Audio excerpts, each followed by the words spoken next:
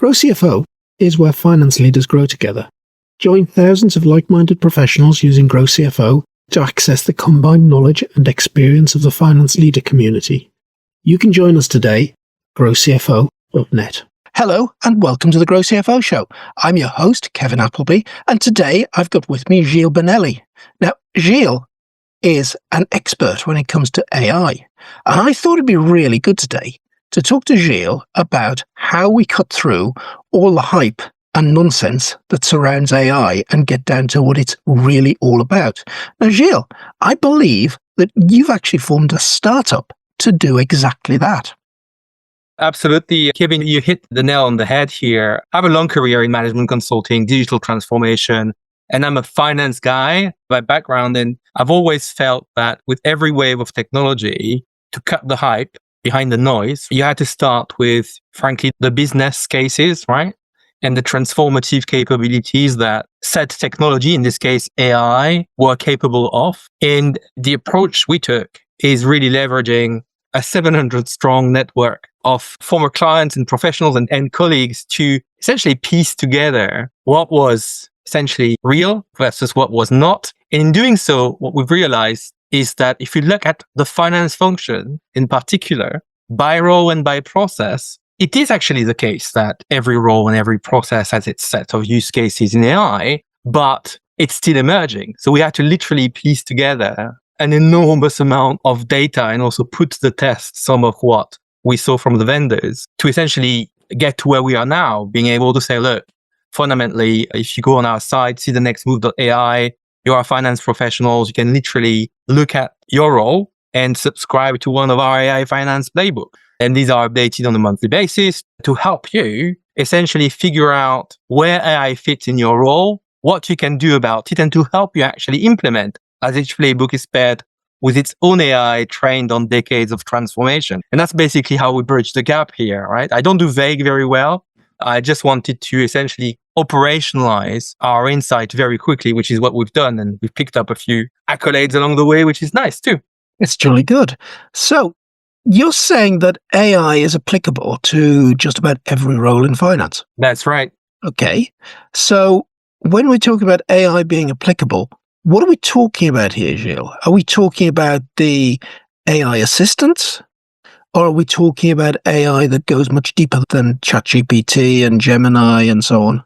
We're talking about three things. Again, let's be benefit-led and business-led here. At the end of the day, that's what matters. So they are, broadly speaking, three very different family of use cases that are emerging out of different families of AI. But let's just see the wood from the trees first. So we have a set of use cases which are all about personal and team productivity, unrelated really to the specific of finance process, but nevertheless very relevant when we look at bringing about change in productivity in the finance, right?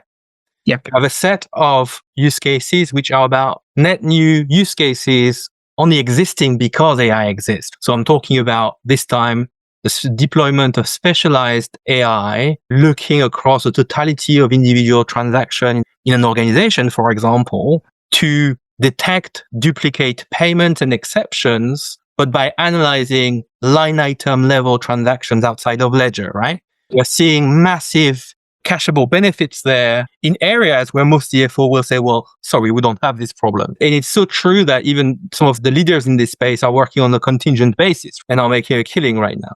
And then we have the third use case family, which is all about the processes and how you optimize them. And for instance, you may have, and in this, the third family, which is usually the family that we think of when we think about AI in finance, even though it might be quite difficult to bring about change in benefits, we see a breadth of specialized applications. So you'll see, for example, the black line applied to close and reconciliation, where they're also leveraging, AI. We clearly see AI assistant grafted on an ERP, so Jules in SAP, for example. We see all manners of automation platforms grafted or essentially integrated now in enterprise environment outside of ERP. So that's for example, Microsoft Power Automate and so on.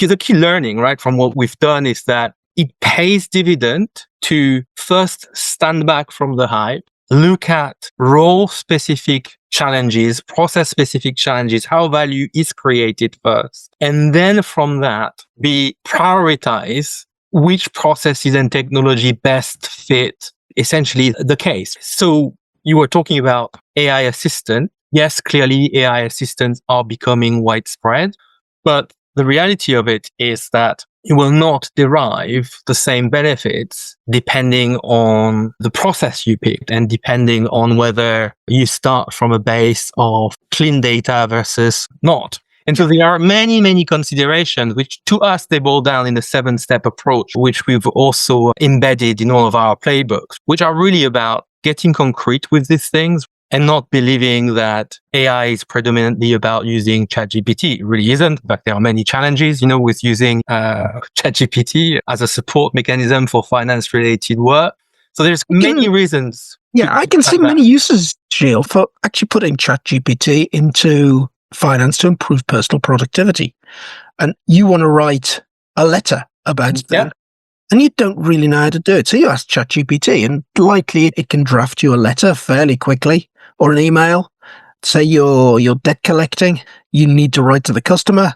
Bang, ChatGPT, craft me a letter to customer X about this debt that's been outstanding for however long, and it'll come up with a lovely professional whatever for you. And it will genuinely save you some time. So I can see from a productivity point of view, lots and lots of use cases to save some time, but you're not radically doing anything much different. You're just doing the same stuff quicker. I think where it really gets interesting is when you can start doing new stuff. Yes, and also, and again, it's very apparent when we look at the use cases, the feature of a product isn't really the main driver necessarily to choose to go with one tool or another. You talk about ChatGPT, and you are right, except that there are different modes of using ChatGPT. And these different modes will carry different risk in terms of where your data is going to go. And that's just in terms of whether you've got a free subscription versus a paid one. But then as you interact with the tool as well, depending on the training and skills of the users, you will definitely not get the same level of quality in output. And by the way, this is not just me picking holes in ChatGPT. I use it all the time. I love the product. It is also true with any large language model application. Claude is the same, Mistral, and GenSpark, and many others. And it is genuinely garbage in, garbage out. If you don't get the prompting right. Yeah, and that underlines also another, I think, profound question that as leaders, we ought to ask ourselves, which is, what is the de minimis training and skill set that we need to grow in our finance function in order to not just experiment with tools around potentially narrow use cases, but to genuinely move the needle? Because as finance professionals, the concept of prediction is not alien to us, right? We do financial forecasting all the time. We just do it on the basis that might be different from data science that underpins AI, but we are not completely, we've learned for a great many decades to be circumspect on changing methods and so on. So there is a question about knowing what's going to move the needle in the context of your role, your process, your operation, and choosing carefully where you put your energy in delivering something that ultimately scale. It's great if one person uses some form of a large language model to draft dunning letters and save time, but it's much better if a team of 100 use potentially the same tool and with the underpinnings of governance that would have to go with that. Absolutely. And we've touched on one use case already. We've looked at that accounts payable side and said, can we detect duplicate payments? Yeah, absolutely. But then again, even within duplicate payments, you'll have layers. So the traditional way of, without AI to detect duplicate payments, typically stop at the invoice level. What AI enables is to no longer have this constraint and essentially ingest the totality of transactions that were essentially digitized at some point, and then basically with some machine learning and advanced pattern recognition surface is duplicate payment. The other, there are many, many use cases, but the other one, which is non-transactional, just to give a bit of diversity here, is around forecasting and the ability to use machine learning to forecast faster, better, with more accuracy, with the caveat, of course, that this does require a very solid, clean data to start with. Yes. And whilst we're on the data topic, so there is a widespread myth, I think, in finance function, which is that in order to derive any value from AI, you have to have both clean and structured data. And you'll see it all the time. It's a major reason which is cited to not even start and do anything with AI. But it's not true. It's not true because, again, going back where the benefits and how the value vests in AI, for sure, you have finance process-centric application of AI that can only use 100% correct, curated data. Cited forecasting would be one.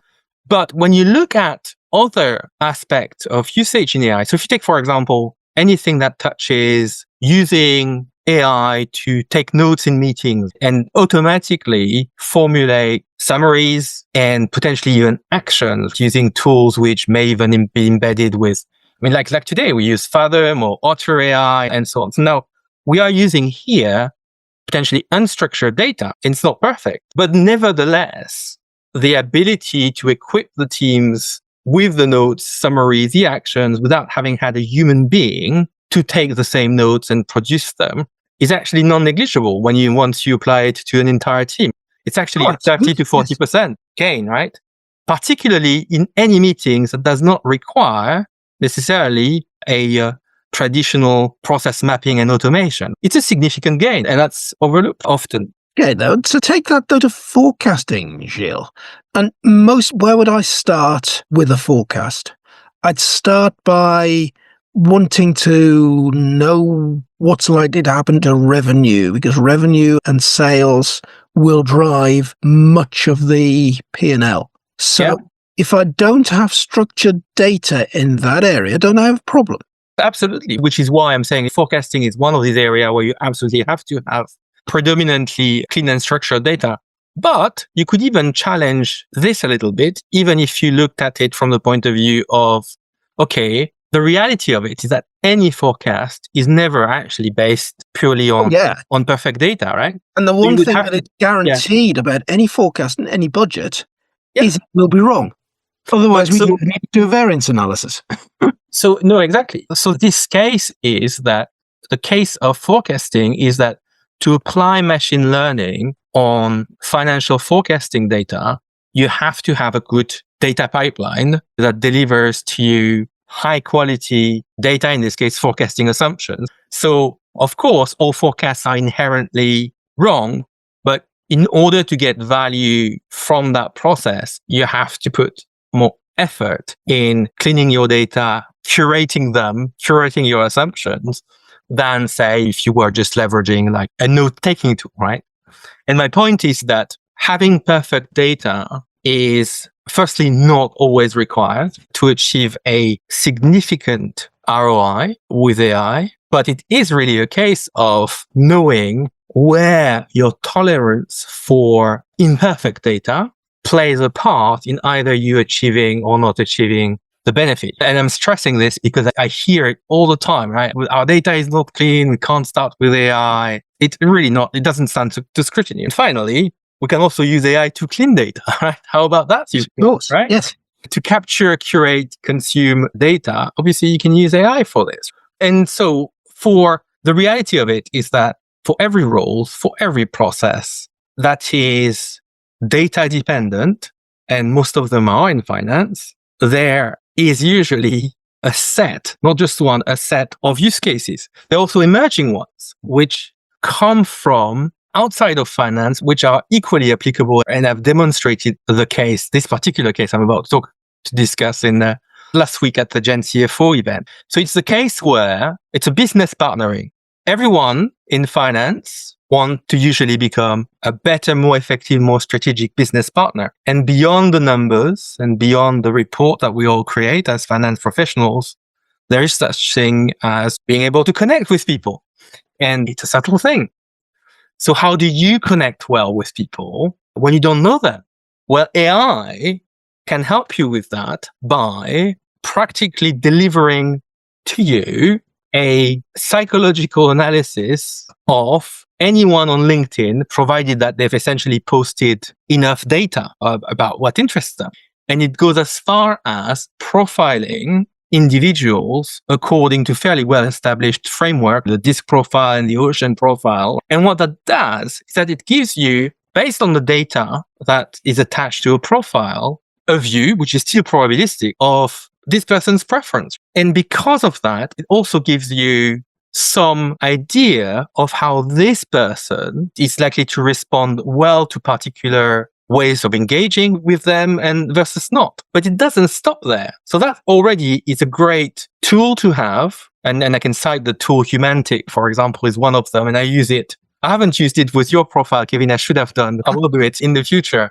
But so what that does is that it gives you, first of all, data that did not exist prior to probably 2024, actually. So it's very recent. But that same data can also be then used to train an AI to reason as part of a high-stake meeting. And so one of the case I've demonstrated on the 22nd of May is essentially me being grilled by an AI, which obviously amused people in the context of a real CFO preparation, right? CFO meeting preparation. So high-stake meeting. So any high-stake meetings, for instance, a business partnering meeting with a CFO is a high-stake meeting. A sales pursuit is a high-stake meeting. It does require a lot of prep. And traditionally, the way we prep is obviously we get our ducks in a row. We get as much intelligence as we can. We connect with our network. Well, now what we can also do is feed data into what is called a custom GPT alongside as the kind of data about the psychological profile analysis, which then augments the data we've already fed about the pursuit, all the meetings we've had to date with maybe the CFO office, and then using voice interactions, essentially ask the GPT to role play different situations. So I've got this video where I'm saying, well, look, okay, so this is the situation. The GPT has got all the data. It's about putting an AI project back on track. Let's practice some Q&A. And so the GPT put a challenge to me. I answer it. That wasn't optimal. And the GPT just goes, hey, okay, so you've anchored these points. These are important, but quite frankly, it's not good enough. This is what you should do instead. It's really interesting. Taking that into the world of business partnering. Yeah. I can think of, or FP&A, and I can think of many times, I'm thinking back to my pre-consulting days in ICI, when we'd put a budget together for the business, put a 5 to 10 year business strategy together, we'd be taking it off to the board, main board in ICI potentially, to present and get approval. And we'd be sitting there thinking about every question that might come up to us, preparing slides of numbers put together in a certain way to answer the question. And you could spend ages doing that. You'd guarantee when you got there, the board would always come back with 2 or 3 questions you'd never thought of and weren't prepared for. The fact that you could potentially ask AI to be the board, now, wow, that is powerful. I suppose flip that into another use case that's very relevant in the startup world. Now, you're going into your fundraising round. Yeah. Whether it's seed, VC, whichever round you're at, you could then be saying, well, here's all the information we've got. Now, please act as the potential investor here. It already exists. 2 months ago, it was released. I can't remember the name of the bot, but there is a specialized AI that has already been at least tested on the market to do exactly that. And what's also interesting about when you start thinking about decision making, it's also to realize that, as we well know, human beings don't behave the same way when they are alone and when they are in a group. And what that technology enables is both to look at the interactions you could have with this person based on a one-to-one interaction based on their single psychological profile, but it also works by combining profiles together, because different profile together and dynamics lead to different type of interactions. And that is really interesting. It's really interesting. My own style there, Gilles, which is probably to be more of a listener than a talker. And fine, in a one-to-one situation, I would come up with a certain set of questions. But in a group situation, I'd probably be more quiet, listening to what's going on in the group. And quite often the question that I will then come up with has come out of some careful thought about, oh, well, he said that, she said that. Oh, light bulb goes on. what if? Yeah.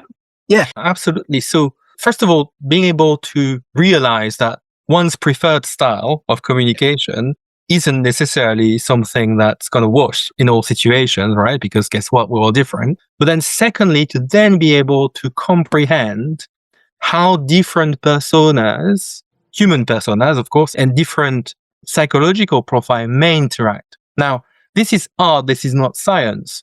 But what I can tell you is that once you've been kicked repeatedly by your AI and have practiced, frankly, questions in a way you wouldn't have been able to practice without it, the quality of the discussion you have is a lot better. And it's something that is not used yet in business partnering. And frankly, I see it as becoming a staple of finance business partnering in the next decade, right? Great. Gilles, can I ask you a completely different question at this point? Sure. I ought to tell folk at this stage that once upon a time our paths crossed very closely. Yeah. About 25 years ago, we were both working in PwC around a very similar area. Now, back in those days, and the analytics team that I was part of were trying to solve two problems. We were trying to solve how do we get our clients in a position that they can close the books faster? Uh-huh. And we were trying to get our clients into a position that they could blow up the budget and move to potentially rolling forecasts rather than budgets. Now, if we move 25 years on, literally 20 years on, I am still hearing, coming from most finance teams, the same problems. How do we do month end faster? How do we get better forecasts, move away from all this time we spend budgeting? No? Two problems that we thought we had all the answers to 25 years ago. Yes. Hey, nothing's happened. So I keep hearing, and let's go back to hype around AI. Yeah. I keep hearing frequently, take that fast to close one. AI is the answer. We've got AI now. We can all close our month end down 3-4 days quicker. We can move to the virtual month end instead of closing on workday 5. Is that hype or is it true? It's hype because AI alone can't do it. For 15 years, I was leading an advisory practice that covered essentially the totality of finance processes, right? Optimization. And I've seen many waves of technology. And R2R, record to report, which is where the fast close challenge or the slow close challenge, I should say, emerged, has always been an area where you had to tackle your processes independently from the technology. You had to fix your processes at quite a granular level of detail. You had to nail that damn closing calendar. And yes, it had to be done at a very operational level. And there are some very, very well-established practice which are going to tackle with subledger problem differently from, let's say, your roll of forward problems. So it is quite technical. So generic AI and the ability to, let's say, to use generative AI out of the box isn't going to solve that. What will help, though, is that if, as indeed one of my prospects has shared with me, you're still closing the book on day 15, right? Something I haven't heard for decades, then clearly the first tranche of work has to be foundational. It has to be around good old fashioned process mapping. And then the way AI can then help is when applying best practices needed maybe 3 pieces of technology before and then some customization, well, you might then either use an AI-enabled piece of software, like Blackline would be one, for example, right? Or you might essentially be able to use workflow enabled by AI, which based on new tech, but to optimize in the context of something that already has the foundation.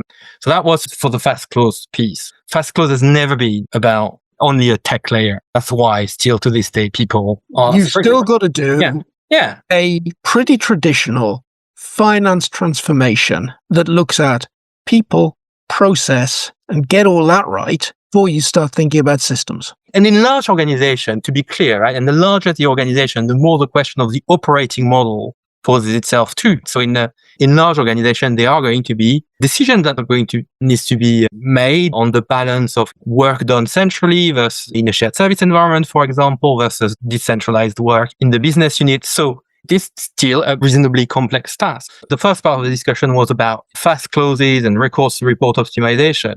If you now look at forecasting and what it takes to essentially deliver a reliable rolling forecast across all your lines of the P&L, again, it clearly is not about technology. Because even if you can, generally speaking, use some tech at a high level to extrapolate within an acceptable level where your forecast is going to land, if you only do the statistical part, the problem that has been a recurring problem ever since machine learning found its way into forecasting is how does that then pass the so what test of how you then cascade the actions that should be fed from your forecasting cycle. Say, well, how do we close the gaps with forecast? So you have to have the fabric of all your driver-based modeling underpinning essentially a forecast which is not just there to be accurate, it's there to be also actionable. So what AI enables to do is that whereas in the past we might have accepted a forecast that was reasonably accurate because of also compensating overs and unders that exist in any business, now what we can do is with the right process, the right governance, and the right data, have AI underpinning much faster and more accurate forecasting at every level in our driver trees, which then lead to a better forecast. But note that I'm mentioning a lot of what feels like process work and data work because it still has to be done. The value of the forecast is not necessarily on the accuracy piece. It's about, how do you course correct? That's why we do forecasting. And that latter part has to be anchored on more than just the statistical view of where you're going to land. I suppose where I see AI being useful in there, yes, you can produce a statistical view.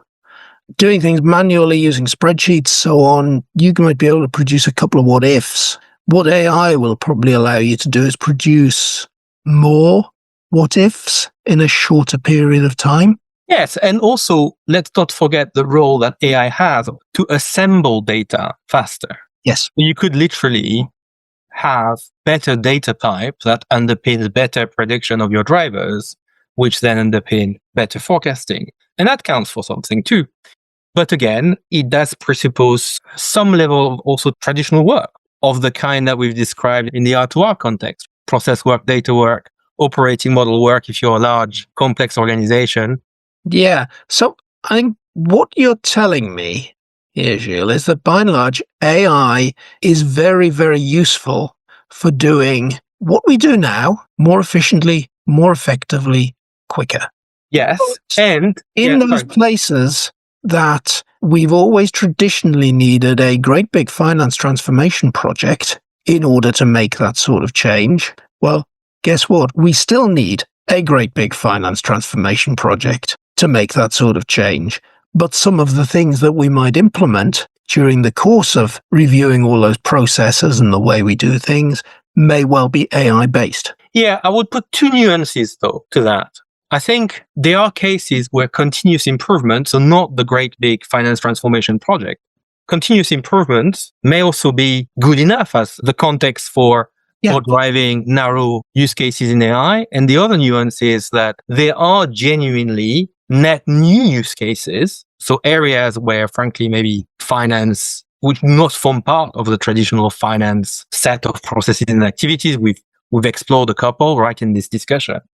And the reason why I'm stressing that part is that when looking at AI and particularly how the value vests in the future, it's really important, in my view, to anchor it on the value of a finance function 3, 4, 5 years down the line, right? Which is going to be about strategic business partnering. It is going to be about, for instance, being able to navigate the sustainability agenda with different tool sets and better processes and better conversations, to be honest, but in a way that doesn't blow the cost base. And so there is a level of envisioning AI as being both about optimizing what we've done traditionally and really the fuel and potentially also the tools and capability that are going to help finance function to scale as new demand hit them.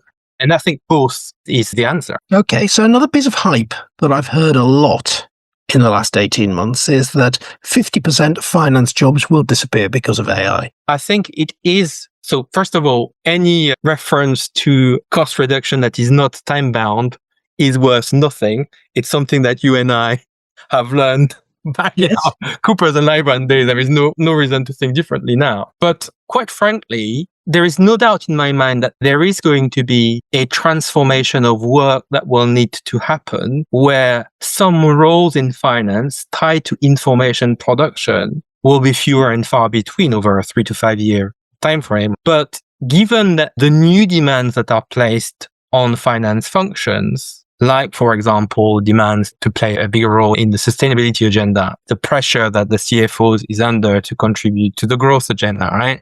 All of that lends itself to net new use cases, net new work. For this reason, I do not believe that it's as simple as saying that, let's say, over a 3 to 5 years time frame, finance function will become half the size of what they were.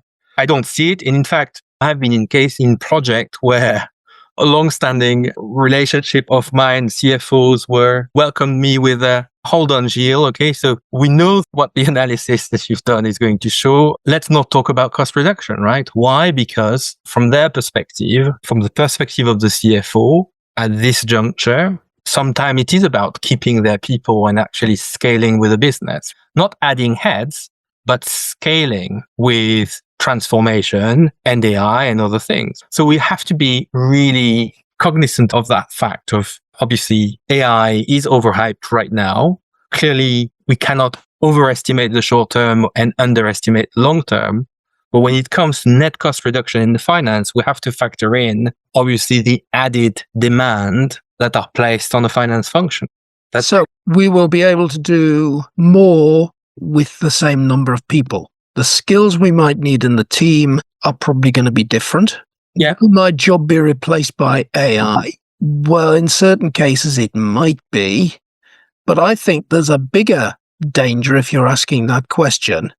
Your job might be replaced by somebody else who knows how to utilize AI better than you do. I think there is some truth in that. I think particularly where if you think about the traditional finance processes, whether it's your P2P, C2C cycle or R2R, there are some massive productivity improvement gain to envision. Maybe 30 to 40% is absolutely, I think, within grasp. But I think that the majority of that is going to be not necessarily cashable. I think it's going to be a reallocation to be able to scale on other activities. So then the question of the value of AI beyond productivity poses itself.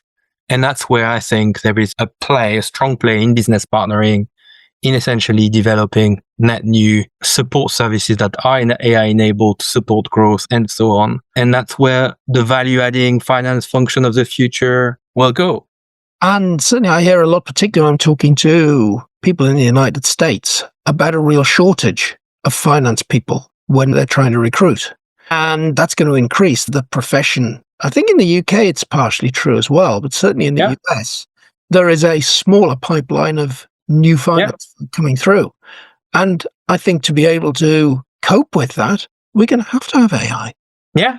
And we'll also have to think even carefully about who we lay off when we realize productivity improvement on legacy processes. Because every CFO I know tend to be quite measured in how they make decisions. The finance function has been cut and cut and cut for a very long time. And at this juncture, the case for cutting further in a short time frame isn't straightforward. And just to close, I think back to, again, our days back in Coopers and Lybrand and PwC, where we had these slide decks about finance transformation. And we used to show the finance organization as a pyramid with the transaction processing people. Yeah, I remember that one. Pyramid. Then you'd see the pyramid the other way up with the business advisors and business partners being the wide bit at the top of the inverted triangle. You know, what really shocks me is I'm still seeing people producing that same diagram 25 years on and saying, this is how we're going to change. No, I know. But that diagram, So if we think about, let's extrapolate what we know in the next 3 to 5 years, will we still have some level of juniors involved in transaction processes? Probably fewer relative to the number of transactions, but you'll still represent more of them, right? They may be obviously having agents working for them, but you'll still have to represent a larger bottom of the pyramid than your top. It's probably going to become slightly more barrel shape, but in the main, given the work that we've described in transformation is not all AI. The processes that we've described today is a combination of legacy and a bit of net new. There isn't that much that points to that diagram fundamentally changing other than being slightly narrower and barrel shape. So what we're saying is that diagram was wrong when we were both probably using it 25 years ago, and it's still wrong today. Yes. Gilles, on that note, I think that's a brilliant place to end this podcast. Thank you very much for being this week's guest on the GrowCFO Show. Thank you for inviting me. It was a pleasure.